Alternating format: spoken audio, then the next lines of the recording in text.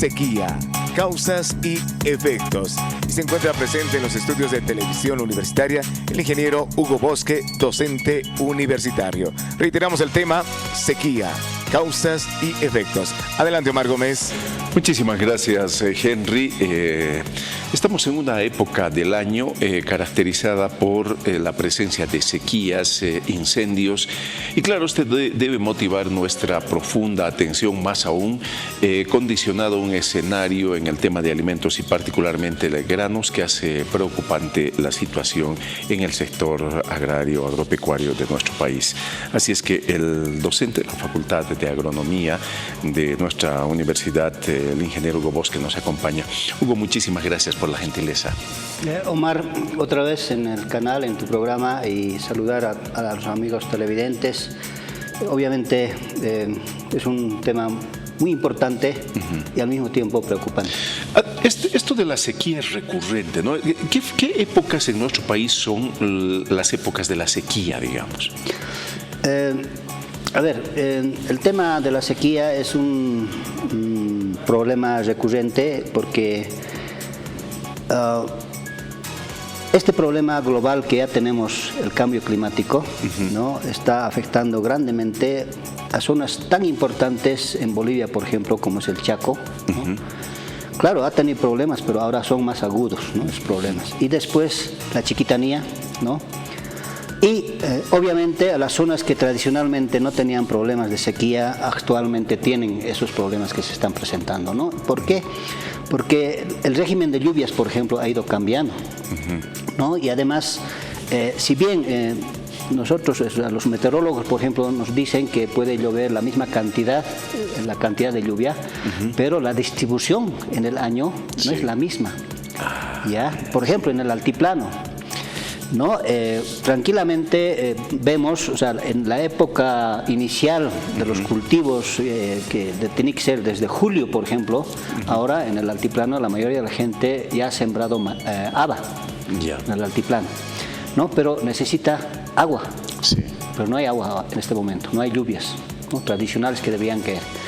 Entonces, en la etapa principal, como es meses de septiembre, octubre, en el altiplano estoy hablando, debería haber lluvias normales, ¿no?, para el inicio de los cultivos, pero ya no hay eso, ¿no? Pero sí llueve intensamente entre los meses de finales de diciembre y enero, incluso inundaciones. En los últimos años se ha producido eso. Si medimos la cantidad de lluvia, está bien, la cantidad de agua que cae, pero ya no cae en las épocas que debería caer, ¿no? Particularmente en este momento tienen problemas muy serios en el Chaco, ¿no? La sequía está afectando grandemente. ¿Por qué? Porque primero que no hay agua, o sea, no hay lluvia, y eso ¿qué significa? Que no hay forraje, ¿no? Y la gente está perdiendo, tiene que rematar su ganado, ¿no?, o faenear, ¿no? Y en la Chiquitanía sabemos, ¿no?, esa zona productora, etcétera, ¿no? Y particularmente yo estoy trabajando en el norte amazónico, ¿no? Hace un par de días estuve en Tumupasa, por ejemplo. El subalcalde de Tumupasa dice: estoy desesperado. Hay comunidades que ya no tienen agua, ¿no? Entonces, tú me decías, ¿no?, cuáles son las causas, ¿no? Obviamente el problema global del cambio climático, pero a nivel local es el tema de la deforestación, ¿no? El tema de la deforestación es uno de los problemas críticos.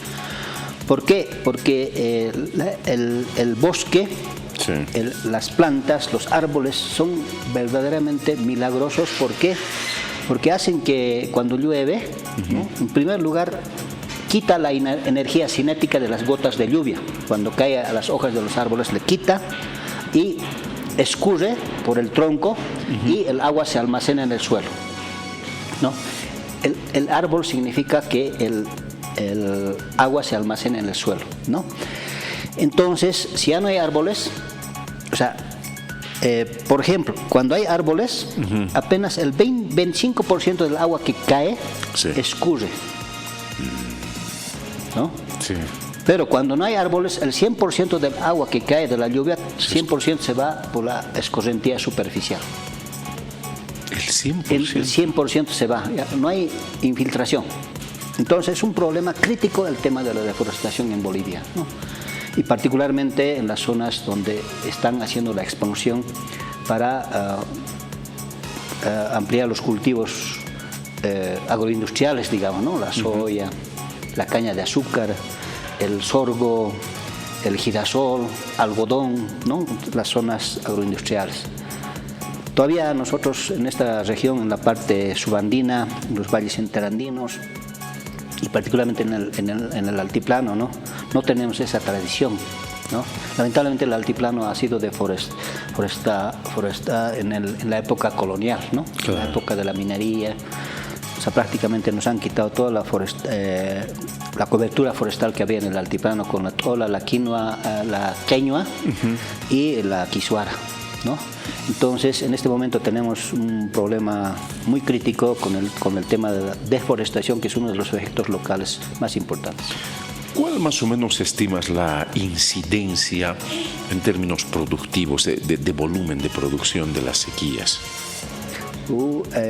La verdad no tengo dato, pero puede afectar tranquilamente un 30 hasta 40% de lo que puede resultar en el proceso productivo, ¿no? Ahora, por ejemplo, estábamos leyendo estos días el tema de la producción de trigo, ¿no? Creo que de trigo de invierno tenían que producir 130.000 toneladas. Sí.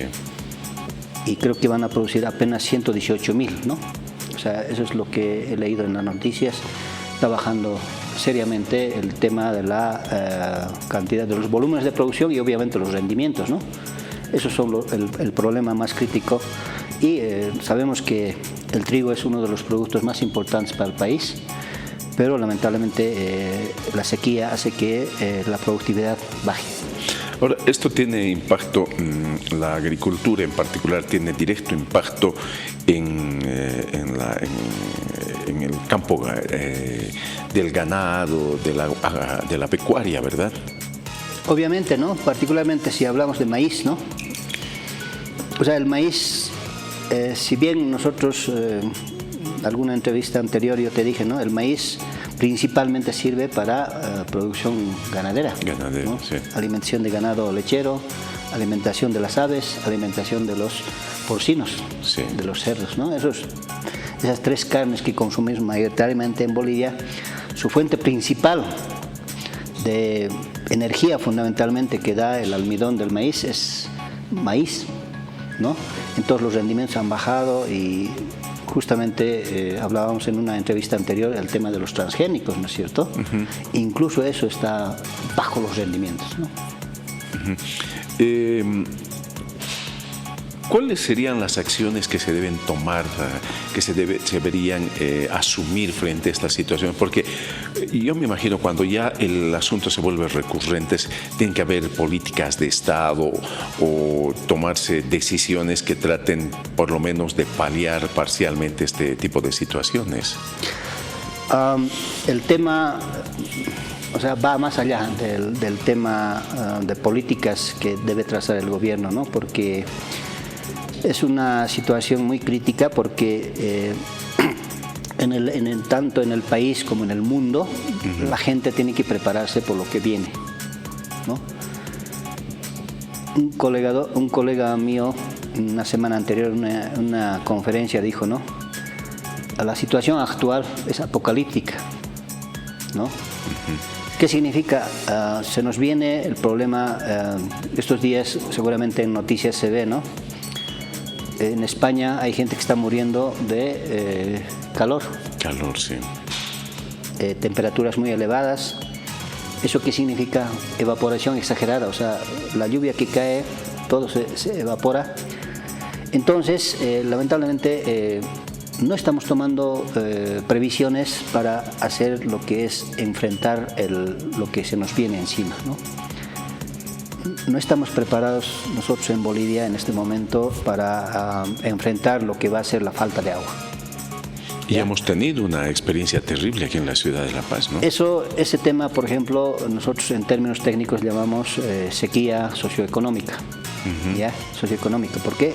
Afecta a la sociedad, falta de agua, Y realmente este tema de la falta de agua que nos va a venir cada vez, ¿no? Hay estudios que tenemos desde 2015 que al 2030, si sigue así las cosas, en el altiplano, por ejemplo, 50% va a disminuir la cantidad de agua, ¿no? O sea, el Chaco, sí. peor, ¿no?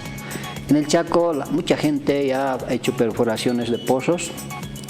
Hay programa nacional de pozos que había en el Ministerio de Desarrollo Rural y Tierras, ha hecho perforaciones, pero hay agua subterránea que está tan profunda, sí. Son aguas arcaicas en el Chaco, que está a 800, 600 metros de profundidad.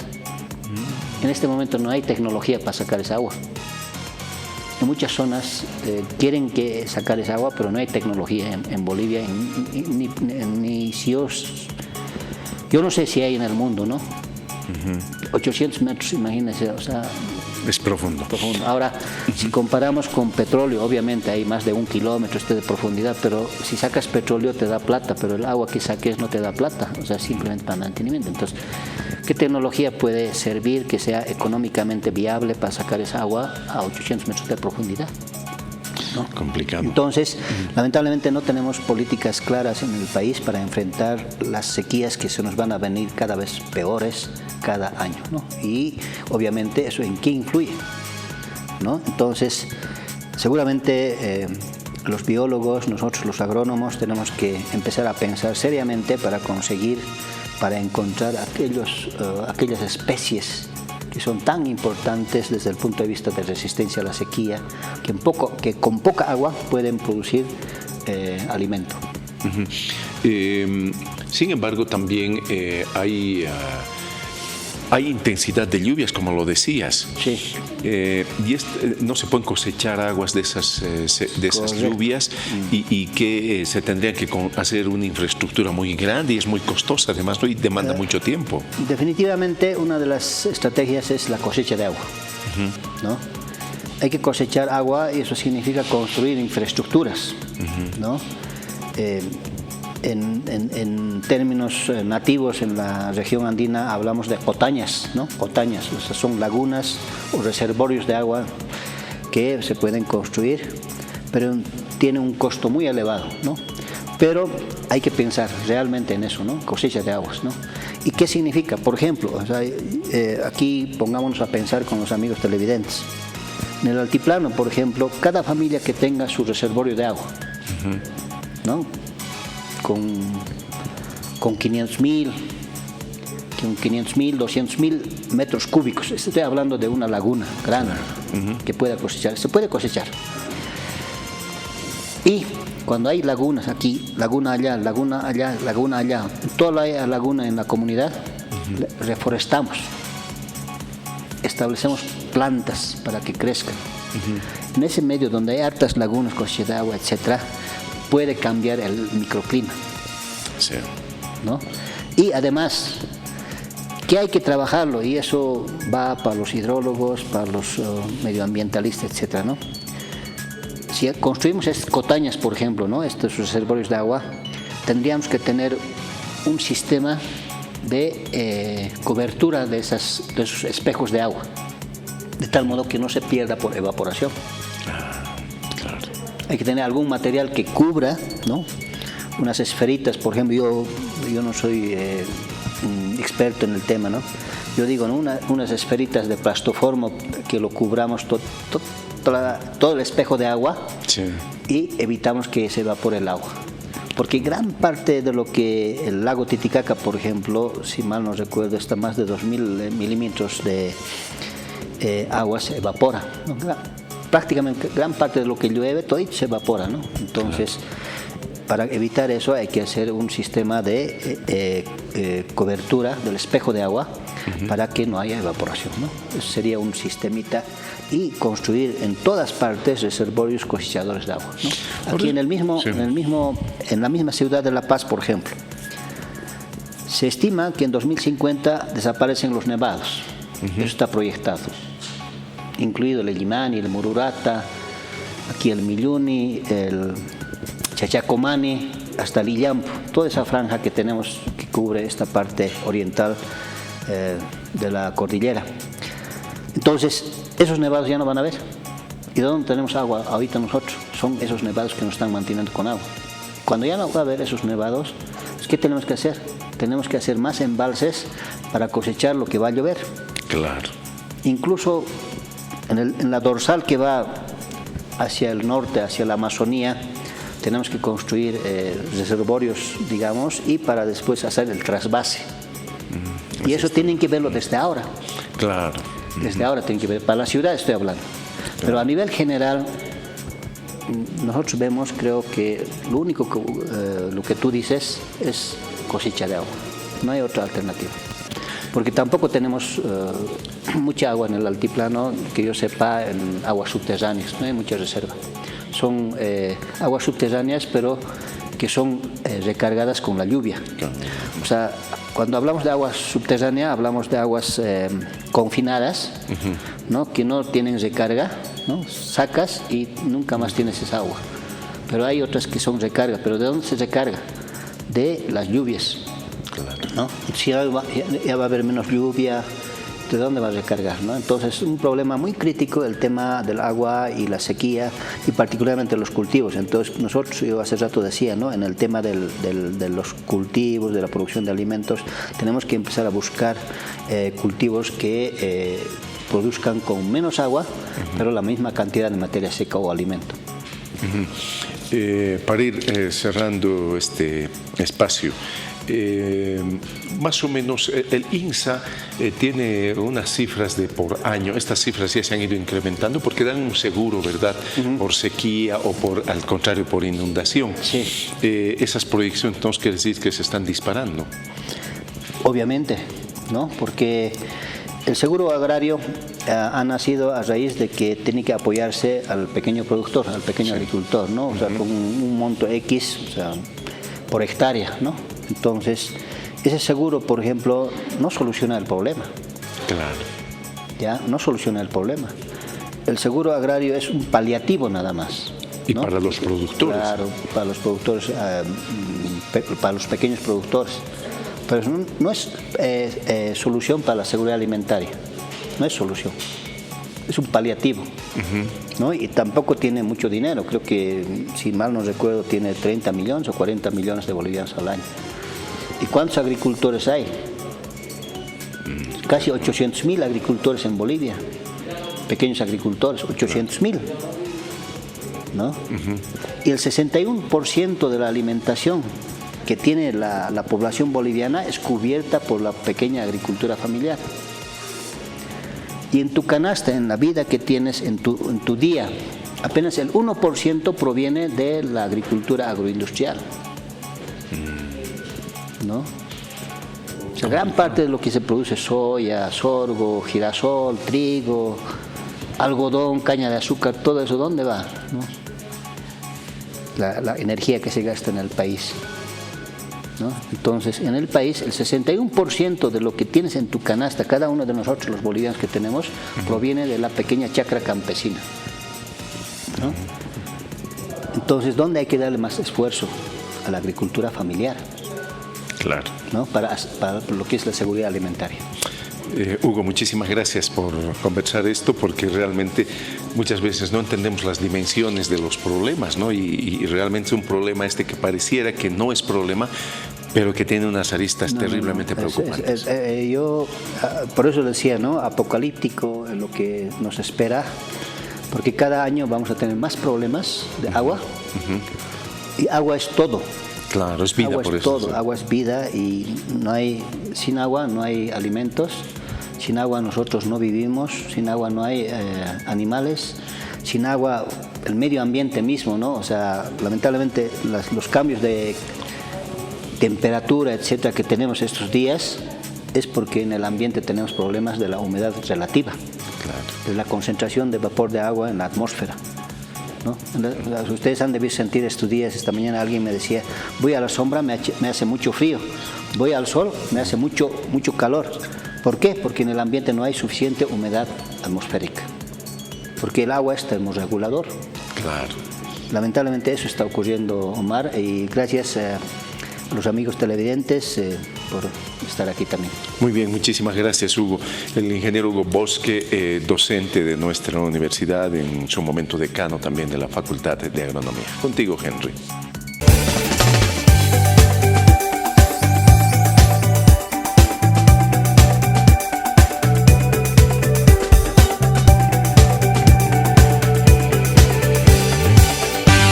TVU. Televisión para ti.